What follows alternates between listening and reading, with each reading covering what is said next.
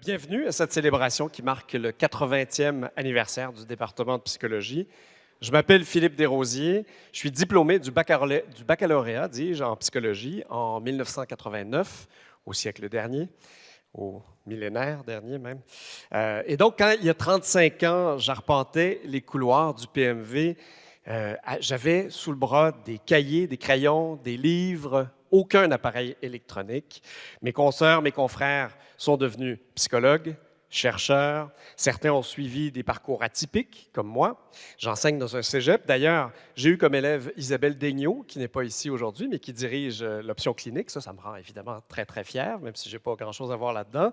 Je suis également animateur et réalisateur. Vous avez pu voir ou entendre mon travail à TV5, Radio-Canada, Télé-Québec ou sur scène pour des événements à l'Université de Montréal. J'anime entre autres Bravo Recherche, j'anime la collation des grades également. Il me fait plaisir d'être ici et donc, vous le voyez, je suis très attaché à mon alma mater puisque j'anime tous ces événements-là. Et comme je vous le disais tout à l'heure, je suis très heureux d'être avec vous pour souligner les 80 ans du département.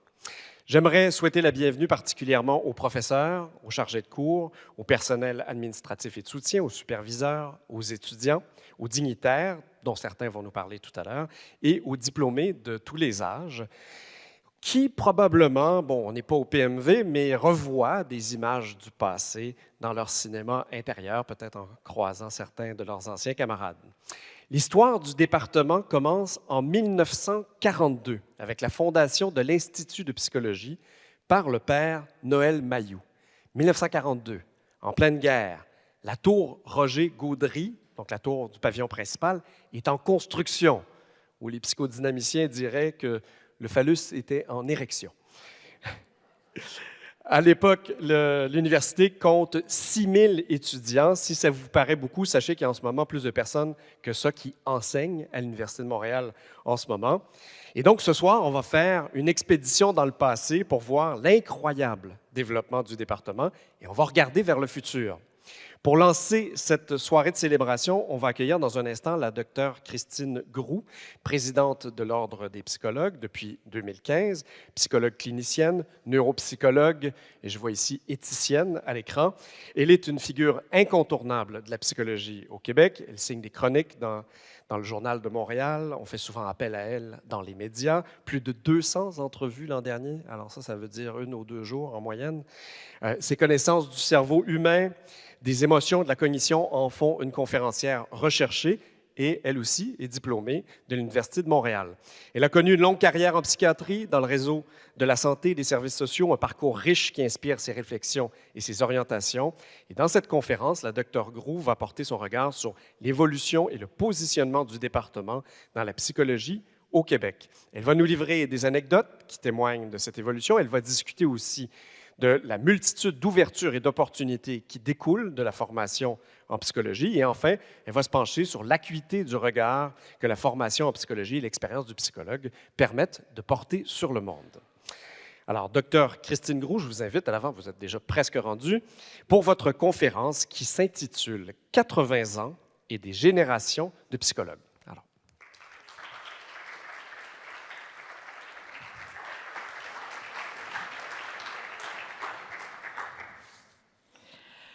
Alors, écoutez, c'est un honneur pour moi d'être ici ce soir. Je disais tantôt, à peine à la blague, si on m'avait dit un jour, pendant que j'étais assis sur des bancs de cours du pavillon Marie-Victorin ou du pavillon Jean-Brillant, que je donnerais une conférence pour le 80e, et pour la soirée de clôture, je ne suis pas certaine que j'aurais pu le croire. Alors, donc, c'est un grand honneur pour moi d'être ici avec vous. Je voudrais remercier Michelle McCarroll pour l'invitation. Je voudrais remercier le comité organisateur. Je voudrais dire un merci spécial à mon collègue William Aubé, ici, qui est assis, qui est un doctoré de l'Université de Montréal et qui est conseiller scientifique aux communications à l'Ordre et qui a travaillé avec moi, donc, cette présentation. Merci au département de psychologie de l'Université de Montréal pour tout ce qu'il a produit, mais surtout pour ma formation initiale, parce que je considère que la formation initiale en psychologie, c'est vraiment une fondation Puis une fondation sur laquelle on va étoffer par la suite, on va construire une maison, mais on ne sait pas comment grosse va être la maison, on ne sait pas de quoi va avoir l'air, on ne sait pas si on va y faire une rallonge, des annexes, plusieurs étages. Mais ce qui est important, c'est que la fondation soit vraiment solide. Et donc, je pense que la formation initiale l'a été pour des générations d'étudiants.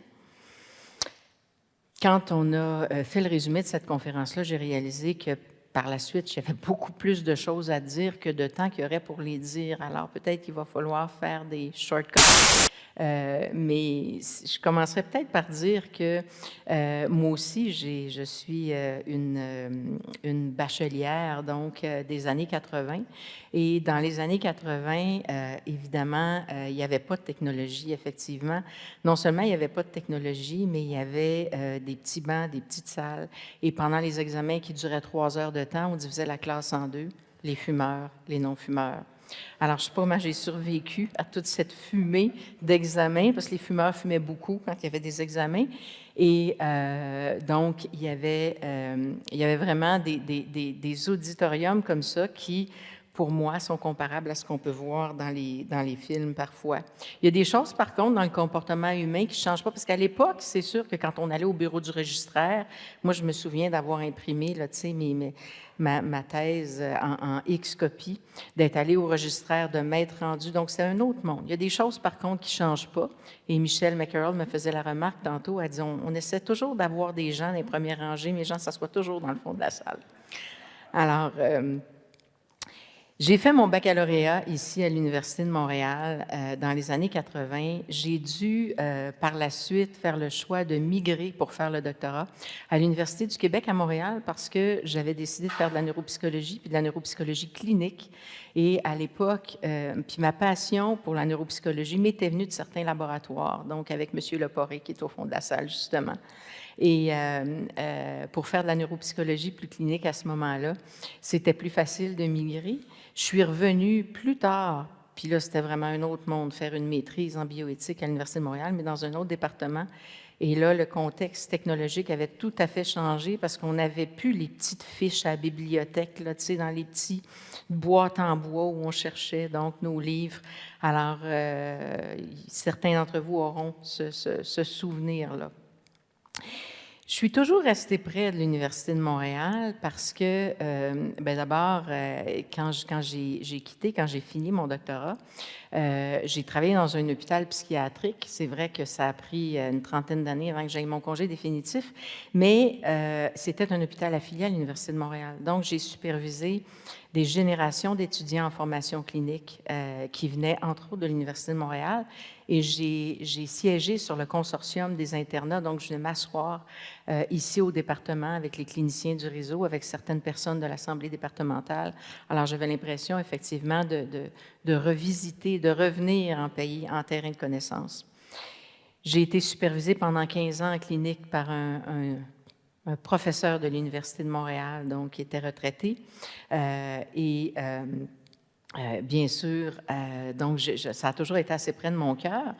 Le département aujourd'hui, c'est 2700 étudiants. C'est 420 étudiants au cycle supérieur. C'est 20 000 inscriptions aux 250 cours qui sont offerts annuellement.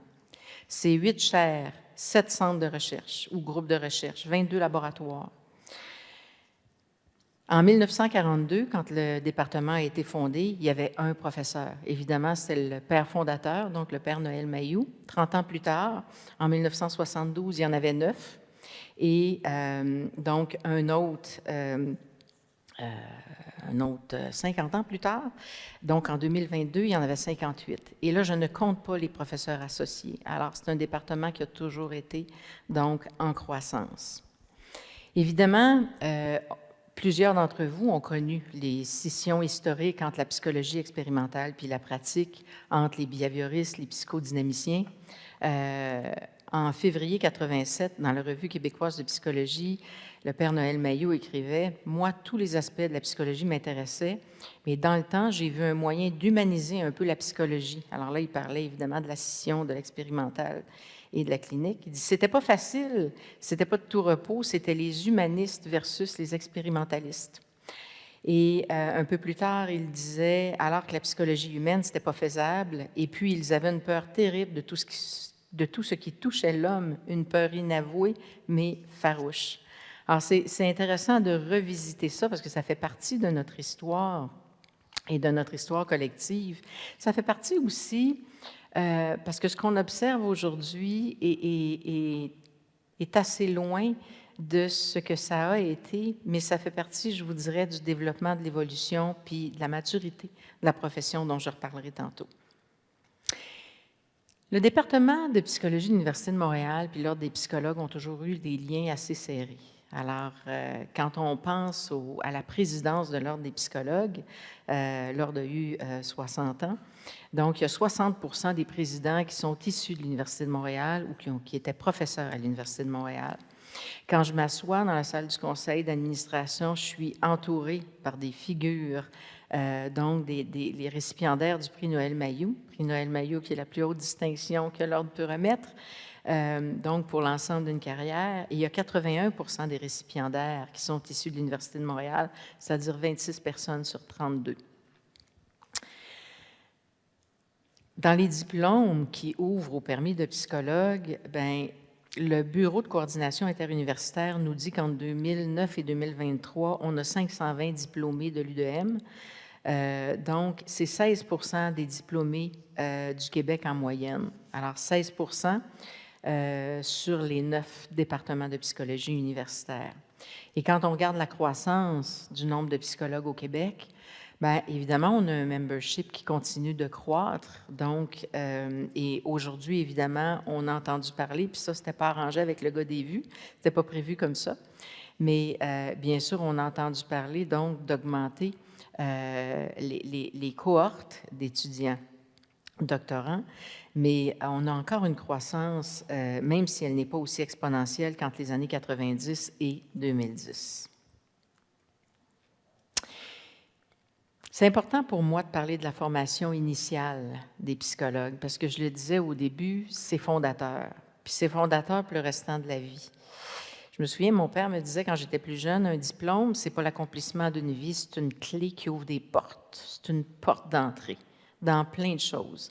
Puis aujourd'hui, je dis à mes enfants, ben, parce que tu sais, quand tu as des enfants aux études, ils sont un peu anxieux de savoir qu'est-ce qu'ils vont faire. Je leur dis, fatiguez-vous pas. Il y a une partie que vous savez, il y a une partie que vous ignorez complètement. Puis même si vous le planifiez, c'est pas comme ça que ça va arriver. Donc, il y a vraiment des portes qui vont s'ouvrir qu'on ne soupçonne même pas. Mais la formation initiale, c'est vraiment la clé pour être capable d'ouvrir ces portes-là. Et pour moi, c'est extrêmement important. En psychologie, on a un baccalauréat qui n'est pas terminal à ce jour, mais qui donne une formation générale extrêmement riche, qui donne une culture psychologique extrêmement riche. Et on est la seule profession dans le système professionnel. Vous savez que le système professionnel au Québec, c'est 400 000 professionnels. C'est 46 ordres professionnels qui regroupent 54 professions. Et on est la seule profession où on a une double formation, c'est-à-dire qu'on a une formation qui mène pour la majorité des gens à une pratique clinique, à une pratique terrain, quelle qu'elle soit. Si elle n'est pas clinique, souvent elle est terrain. Et on a aussi une formation universitaire de 3e cycle qui nous apprend à faire de la recherche. Alors qu'on fasse un PhD pour la majorité des gens, où ils vont devoir faire une contribution significative à l'avancée de la connaissance, ou qu'on fasse un DPSI, où on va quand même être exposé à l'apprentissage de la recherche, faire un travail de recherche, comprendre les méthodologies de la recherche. C'est la seule profession où il y a cette double formation, parce que dans la vie, quand tu fais une pratique terrain ou clinique, bien souvent, tu as un doctorat de 1er cycle qui mène à la pratique, puis là, tu deviens médecin, tu deviens optométriste, tu deviens podiatre, tu deviens chiro, tu deviens vétérinaire. Ou bien tu fais un doctorat de 3e cycle, puis là, tu deviens chimiste, ou tu deviens ingénieur, ou tu deviens anthropologue. Mais cela dit, et tu te destines donc à faire une carrière plus académique. Dans notre cas, on fait les deux. Et à mon avis, c'est une grande richesse de faire les deux. Et pour moi, ça donne une rigueur à la façon dont on va travailler. Cette formation-là influence la démarche professionnelle qu'on va faire, quel que soit ce qu'on va faire. Ça permet une compréhension des résultats, mais ça permet aussi une compréhension de la limite de la portée des recherches. Ça permet de jongler avec différents enjeux, ça permet de jongler avec la complexité et ça permet donc, quand on fait le dépôt de quelques rapports, que ce soit un rapport de recherche qui est confié par un hôpital, par un ministère, par une institution, ça permet une rigueur dans la façon donc de le livrer et même dans la méthodologie qu'on va se donner. Alors donc, je salue l'importance de cette formation initiale parce que c'est sûr que les psychologues sont des gens qui vont se former toute leur vie. Mais comme je le dis, la formation au cours de la vie, c'est la maison qui continue de se construire, qui s'agrandit, puis à laquelle on ajoute des étages. Mais il faut que la fondation soit solide pour supporter le substrat. La psychologie, c'est une profession qui évolue, comme le département a évolué. Donc, puis ça évolue à la vitesse grand V. Ça a évolué dans l'imaginaire collectif parce que ceux qui ont connu, évidemment, les années 60-70 se rappellent de toutes les blagues sur les psychologues qu'on pouvait faire. Moi, mes enfants, ils connaissent tous. Et ça a donné lieu, des fois, à des personnages un peu caricaturaux. Puis aujourd'hui, ben, écoutez, c'est pas rare que je tombe sur des séries télé où il y a des psychologues qui sont extrêmement crédibles. Mais dans l'imaginaire collectif, vous savez qu'il y a un rapport qui a été mené par la Société canadienne de psychologie, puis qui démontre que pour la population actuellement, le professionnel en qui les gens ont le plus confiance, ce sont les psychologues. Et donc, avant les médecins psychiatres, avant les médecins, pour s'occuper de la santé mentale. Donc, pour s'occuper de la santé mentale, on fait confiance aux psychologues. Et c'est pour ça que la demande sur le plan sociétal, actuellement, elle est inouïe. On a connu des avancées sociétales vraiment importantes. Hein? Donc, la diminution, par exemple, du tabou de la consultation, des consultations plus précoces, la présence des psychologues, des psychologues dans les médias, mais la présence des psychologues comme experts à la cour aussi. Donc, la sollicitation du psychologue, en fait, je pense qu'à chaque fois qu'on veut expliquer un phénomène humain, un phénomène social, un drame, des réactions humaines, une catastrophe, une réaction à une catastrophe, on pense aux psychologues. Et donc, les psychologues font œuvre très utile, à mon avis, actuellement pour éduquer la population. C'est une science qui a eu des avancées scientifiques inouïes. Puis là, je le dis parce que je pense que l'université, c'est un lieu de production de savoir, c'est un lieu où se font des avancées scientifiques. Et puis, j'en nomme juste quelques-unes parce que c'est tellement vaste, mais aujourd'hui, on a une perspective beaucoup moins clivée de la santé. Donc, on a compris que les gens ont une santé globale, qu'on n'a pas un corps puis un psychisme, qu'il y a une interaction entre les deux. On a compris l'intérêt d'intégrer les neurosciences dans la psychologie. On a compris la plus-value de décloisonner un peu les approches, de s'intéresser à d'autres approches. Moi, quand j'ai commencé mes études, avoir des cliniciens qui pratiquent avec deux approches théoriques ou qui intègrent différentes approches, ça n'existait pas. Alors que maintenant, moi, j'ai eu la chance d'évoluer dans un hôpital psychiatrique où on avait quelques humanistes, plusieurs neuropsychologues, un groupe de cognitivo-comportementalistes, puis des psychodynamiciens. Et ces gens-là étaient capables de s'asseoir ensemble, et moi, j'étais capable d'aller voir des collègues de quelque souche que ce soit pour m'aider à comprendre. Et on était capable de regarder à plusieurs paires de lunettes, donc un cas complexe, et c'était extrêmement formateur, extrêmement riche. Alors donc, ça signe pour moi la maturité de la profession. Évidemment, que d'avancées prodigieuses on a connues, hein, que ce soit les travaux d'Alexandre Luria sur l'effet des dommages frontaux sur les fonctions mentales supérieures, les travaux de Peter Fonagy sur la mentalisation, ou encore de Marshall Hanahan, ou encore de Mme Loftus sur la construction de la mémoire, puis les syndromes des faux souvenirs, puis j'en passe.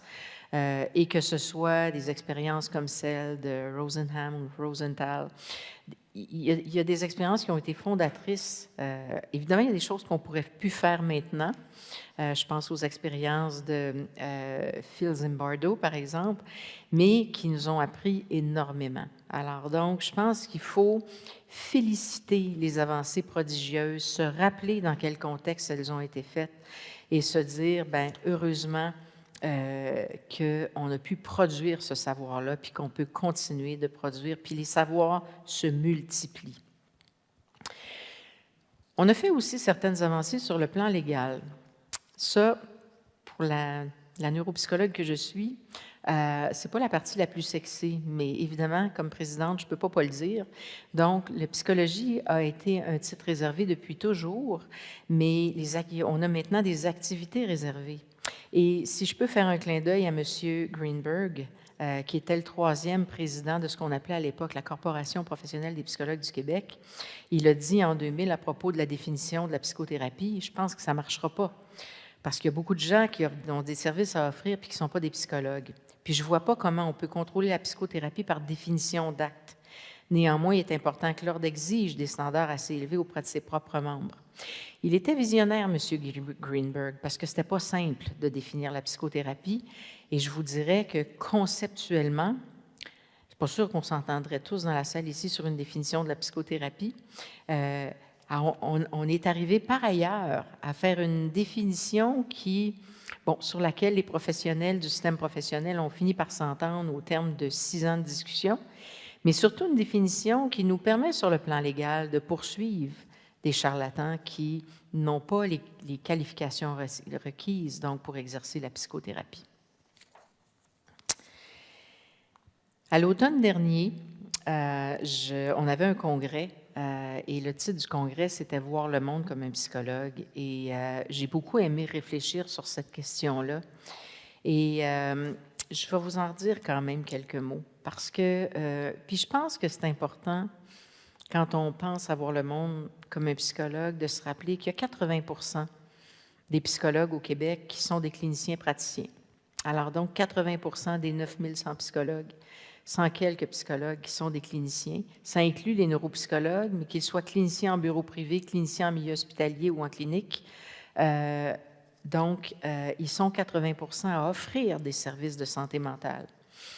Alors, je pense que la place prépondérante des psychologues, c'est peut-être pas pour rien, finalement, qu'on a la confiance de la population. Les psychologues ont énormément, au fil des ans, influencé la philosophie et les pratiques cliniques. Et pas juste les psychologues cliniciens.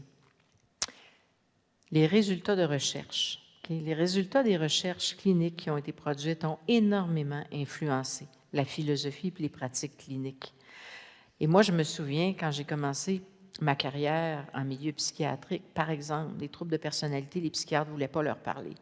Donc, les psychologues les traitaient parce que les gens ne voulaient rien savoir de soigner les troubles de personnalité. Je pense qu'on ne comprenait pas ce que c'était. Évidemment, c'est des gens qui généraient des réactions contre-transférentielles, je dirais, intenses parfois. Et à partir du moment où les psychologues se sont mis à travailler dans des équipes, je pense qu'il y a des programmations cliniques qui se sont développées, puis on a cherché à comprendre ces clientèles-là. Et aujourd'hui, on est à un monde de différence, donc par rapport à ce qu'on était dans la philosophie de soins, et même la façon de les traiter, de ne pas, par exemple, les médicamenter nécessairement, a énormément évolué avec la compréhension qu'on a pu apporter. Dans le domaine de la recherche, moi, le nombre de fois où on m'a demandé d'aider à clarifier un diagnostic à l'aide de la lunette neuropsychologique, parce que on sait, puis c'est la recherche qui nous amène ça, on sait à quoi ça ressemble un profil de personne qui souffre de schizophrénie, on sait à quoi ça ressemble un profil de personne qui a un trouble délirant, puis on sait que les deux ne se ressemblent pas, même si cliniquement, ils peuvent se ressembler. Et donc, puis là, je parle de ces exemples-là, mais c'est la même chose si je donne le cas, par exemple, de quelqu'un qui fait un épisode dépressif majeur versus un début de trouble neurodégénératif à prédominance vasculaire, par exemple. Alors donc, je pense que les psychologues ont amené aussi, je vous dirais, une distinction peut-être plus fine entre le normal et le pathologique. Une espèce de nuance dans le fait de ne pas pathologiser des réactions humaines qui sont normales, comme on a vu pendant la pandémie, par exemple. Hein? L'augmentation de l'anxiété qui était une réaction normale à une situation qui, elle, ne l'était pas. Et je dis souvent, l'évaluation du psychologue, elle est particulière parce qu'elle va au-delà des symptômes.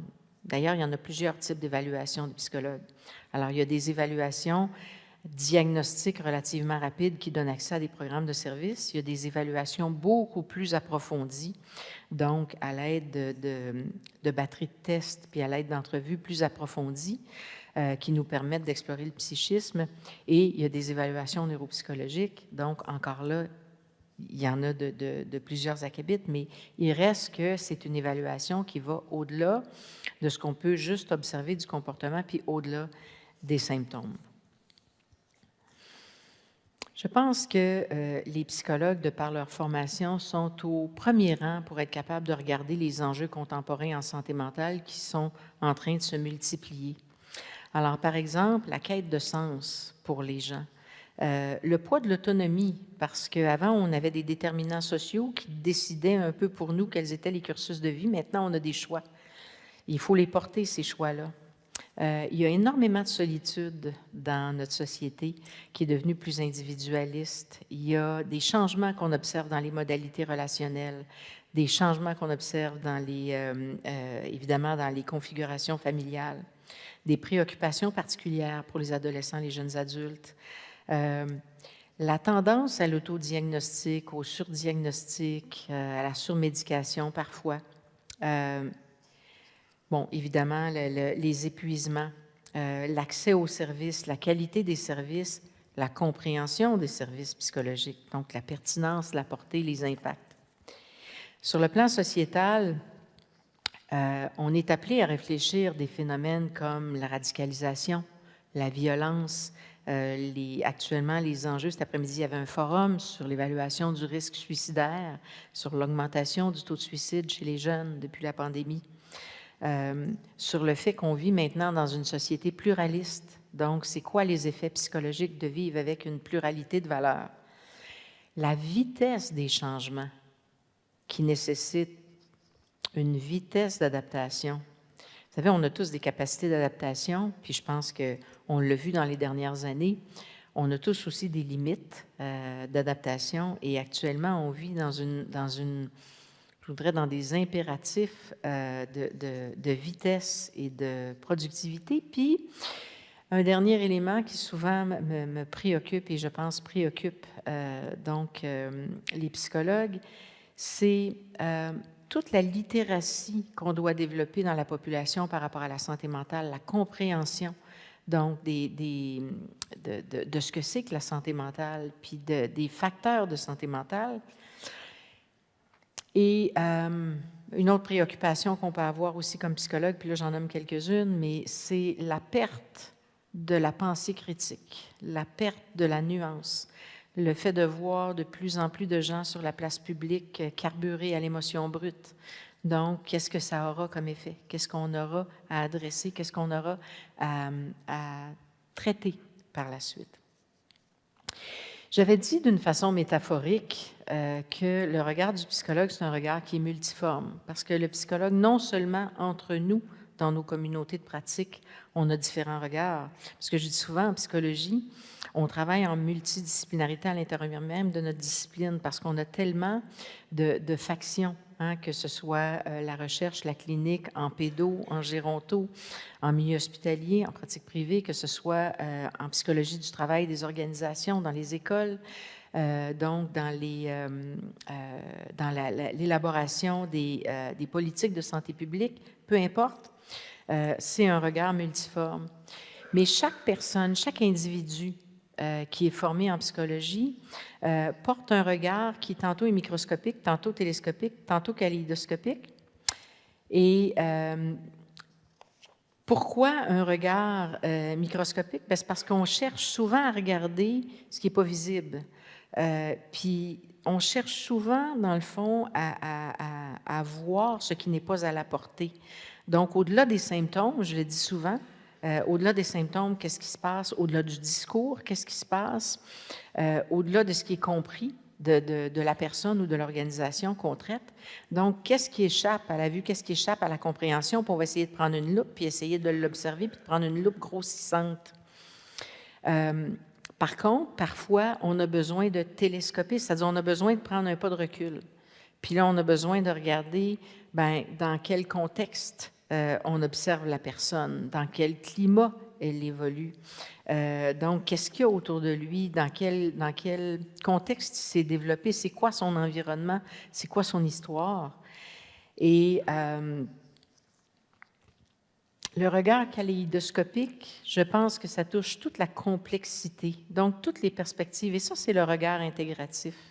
C'est le regard qu'on porte sur le patient complexe, c'est le regard qu'on porte sur une problématique sociétale complexe.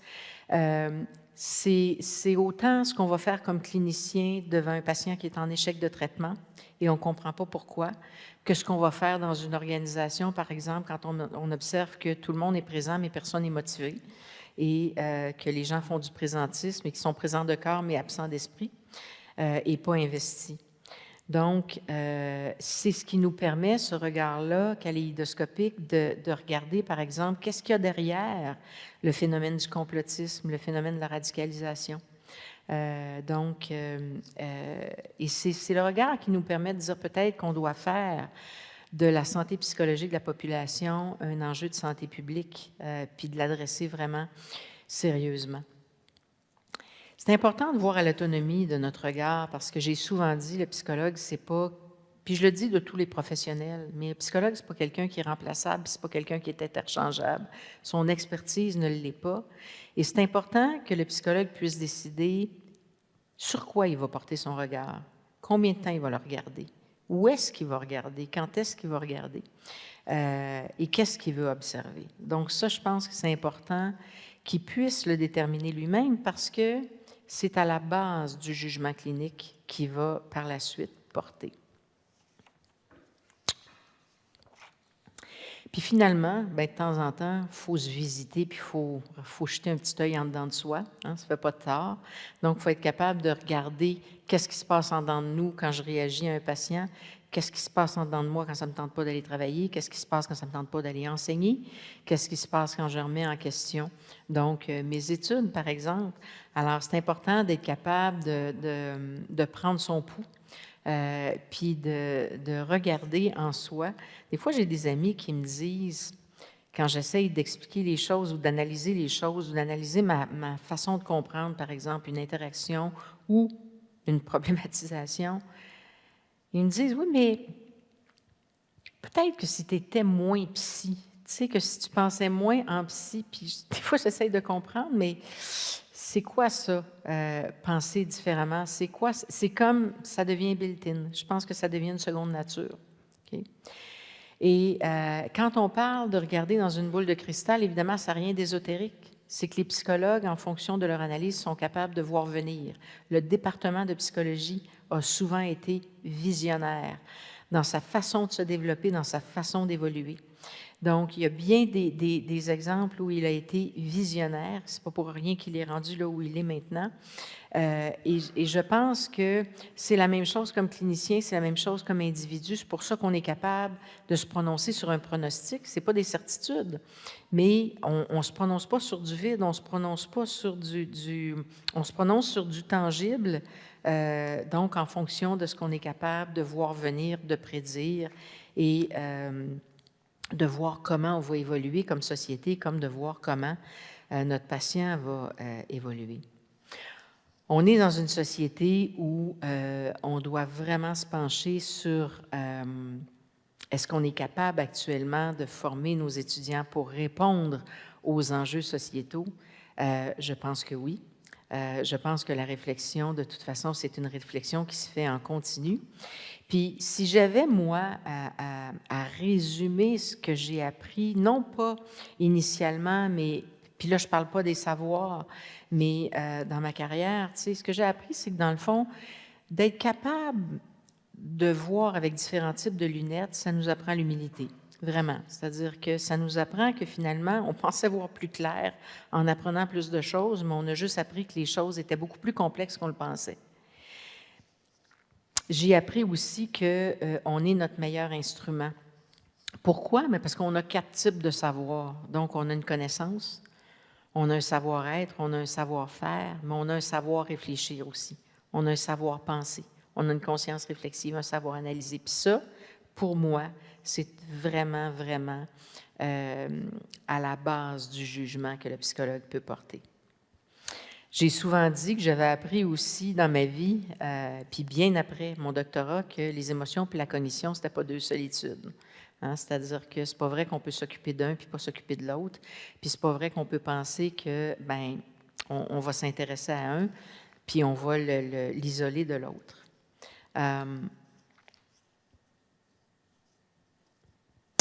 J'ai appris aussi que la compétence d'un département, la compétence d'une profession, la compétence des individus, c'est pas quelque chose qui se proclame, c'est pas quelque chose qui s'invoque, c'est quelque chose qui se démontre.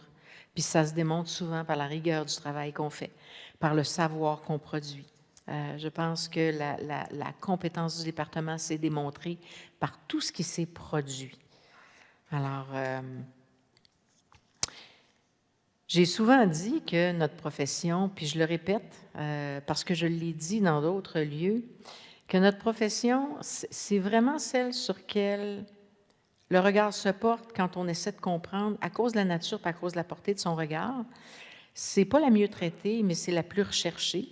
Quand on veut parler de compréhension humaine, c'est pas la plus rapide, mais c'est la plus efficace. C'est pas la plus lucrative, mais c'est une des plus déterminantes. C'est pas la plus reconnue, mais c'est la plus intime. Et je le pense sincèrement. Alors, je finis avec un clin d'œil à l'histoire parce que je m'en venais ici en disant, j'ai tellement d'anecdotes à raconter de mes années à l'Université de Montréal, que ce soit comme étudiante, que ce soit comme membre du consortium, que ce soit comme superviseur d'étudiants de l'Université de Montréal, donc chargée de formation clinique. Mais je me suis dit que ça se racontera peut-être mieux un peu plus tard dans la soirée, parce qu'il y en a de ces anecdotes-là qui ont 40 ans et qui, aujourd'hui, ne se racontent plus publiquement. Alors, le contexte de ce qui est socialement acceptable, il a quand même changé un peu. Alors, mais ça reste pour moi des expériences fondatrices. Alors, je conclus en disant bravo au département de psychologie de l'Université de Montréal. Bravo pour la qualité de la formation initiale. Bravo pour la qualité des doctorants qui sont formés, pour les générations d'étudiants qui ont été formés. Bravo au corps professoral, donc présent, passé, puis à ceux qui viendront, bravo pour le savoir qui se produit à l'Université de Montréal, pour la science qui s'y produit et qui influence, à mon avis, grandement, donc, et pour le meilleur, notre société. Longue vie au département. Merci beaucoup.